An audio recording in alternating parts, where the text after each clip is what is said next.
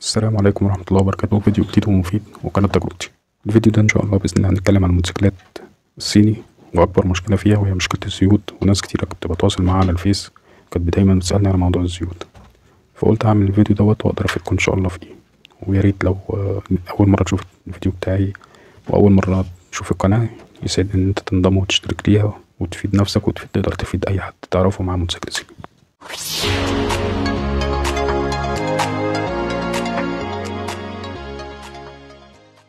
أول حاجة هنتكلم عليها في الزيوت وهي اللي عاملة مشكلة، كتر الأنواع في الزيوت الصيني، بمعنى إن كل معاه موتوسيكل بيلاقي أنواع كتيرة أوي مش عارف يستخدم أي نوع. المشكلة إن أنت تروح عند أي ميكانيكي يقولك استخدم ده متستخدمش ده، حط ده متحطش ده، بيعمل مشكلة إن كل واحد معاه موتوسيكل مش عارف يعمل ايه.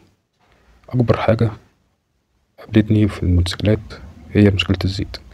في 2010 بسبب إن أنا طولت على الزيت وحطيت كنت بستخدم زيت موبيل، بس ده كان معمول للعربيات النقل اللي هو الجراكن السودا، كان السايب سبب لي ان انا لما طولت عليه سبب لي عمود البي ال والحدافة باظوا، فعملت يعتبر عمرة والموتور كان لسه ما كملش سنة معايا. ومن هنا بدأت اهتم بموضوع الزيت. وطبعا مش هقول لك تستخدم نوع ايه، استخدم النوع اللي يريحك، بس اهم حاجة تلتزم بحاجتين.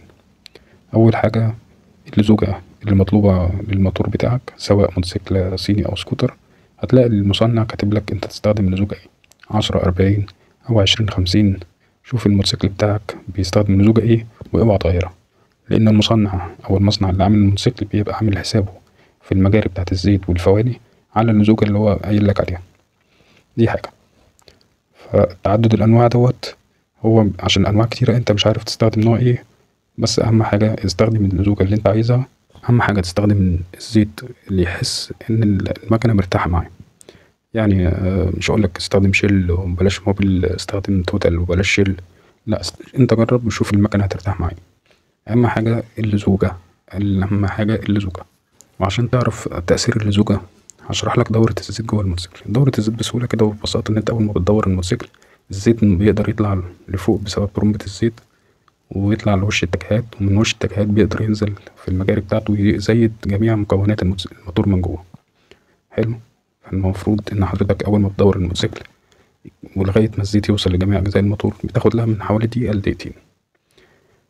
بالنسبة لما حضرتك بتستخدم لزوجة عالية أو لزوجة تقيلة، فده بيأخر وصول الزيت لمكونات الموتور من جوه، ده بيؤدي لعمل تآكل. ببساطة هشرحها لك. إن أنت مثلا لو الزيت بدل ما ياخد دقيقة أو دقيقتين بياخد مثلا 4 دقايق أو 5 دقايق، بمتوسط عدد لفات الموتور 2000 لفة في الدقيقة. يعني تخيل حضرتك الموتور بيلف 8000 أو 10000 لفة ولسه الزيت ما وصلش. طيب برضه عايزين نعرف نحط زيت ايه، نحط زيت عربيات ولا زيت اللي هو المكتوب عليه فورتي اللي هو مخصص للموتوسيكلات؟ برضه ديت بترجع للموتوسيكل اللي مع حضرتك.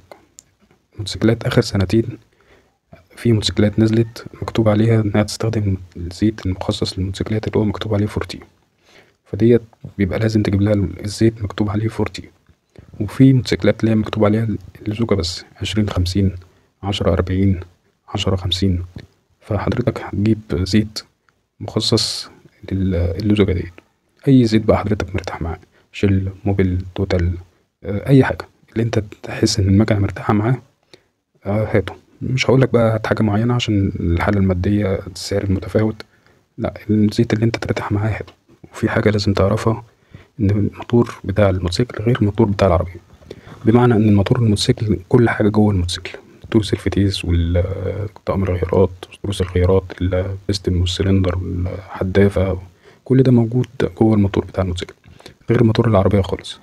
لأن موتور العربية في جزء للفتيس لوحده وموتور لوحده من قدام، وموتور العربية فيه تبريد مية، انت موتور الموتوسيكل مفيهوش مية، يعني تبريد هوا، بمعنى ان انت لما معتمد على الهوا في وش الموتوسيكل. برضو انت ما قلتش نستخدم زيت ايه، هقولك كام نقطة كده وانت تعرف من نفسك انت تستخدم زيت ايه. اول حاجة الزيت اللي هتستخدمه ما يقلش اللزوجة بتاعته عن 20-50. اول تشوف الموتور بتاعك مكتوب درجة اللزوجة اللي يتحط لها الزيت ايه في الكتالوج او مكتوب على الموتور وتستخدمه. اوعى تستخدم الزيت الشيل الاحمر الاحاد الدرجة او اي زيت احاد الدرجة. احاد الدرجة يعني ايه؟ يعني بدل ما تلاقي مكتوب 20-50 هتلاقي مكتوب 50 بس. طب ليه؟ لان الزيت ده تقيل وعقبال ما يقدر يطلع في الموتور ويزيت الموتور بياخد وقت.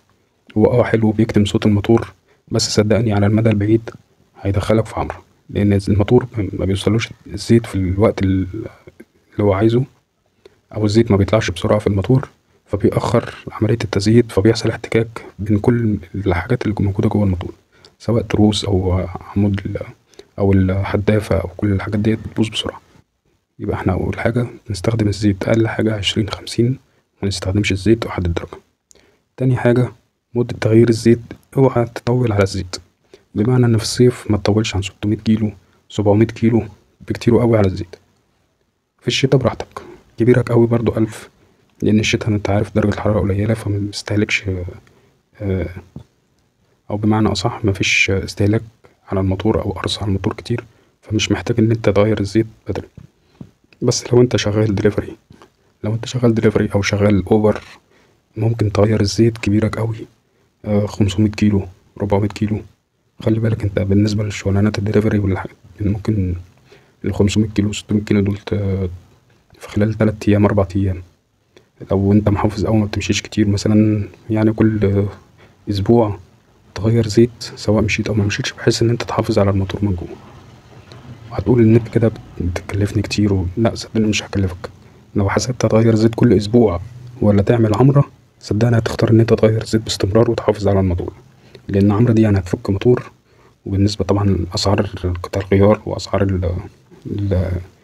قطع الغيار اللي غليت والحاجات دي، صدقني هتكلفك كتير. فأحسن لك حافظ على الموتور، بالذات الموتوسيكلات الجديدة حافظ عليها، وعشان تقدر تطول عمر الموتور ويقدر يقعد معاك أكتر وقت ممكن من غير ما تفتحه. طبعا لازم تحافظ على الموتور، لأن بسبب برضو مشكلة إن الميكانيكية يستغلوا الأعطال وبيفتحوا لنفسهم شغل، ودي مشكلة تانية. فعشان ما تروحش للميكانيكي ولا تبقى محتاج إن أنت تعمل حاجة في الموتور، حافظ على الموتور وحافظ على الأعطال بتاعته، إن أنت تحل أعطال الموتور أول بأول، وحاول بقدر الإمكان تقرا عن المواضيع ديت. وصدقني يعني لو دخلت وعملت بحث هتلاقي إن كلامي دوت الخلاصة.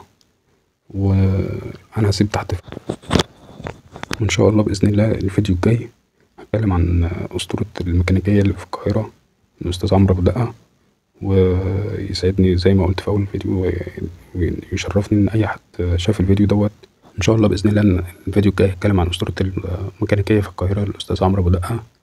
وأي حد استفاد من الفيديو ياريت يشيره أو يشاركه مع أي حد معاه موتوسيكل صيني. ولو ما تابعش القناة ياريت يشرفنا ويتابعني ويدوس اشتراك ولايك، ولو في أي حاجة عايز يستفسر عنها يحطها في التعليقات، وإن شاء الله بإذن الله أكون عند حسن ظنكم. والسلام عليكم ورحمة الله وبركاته.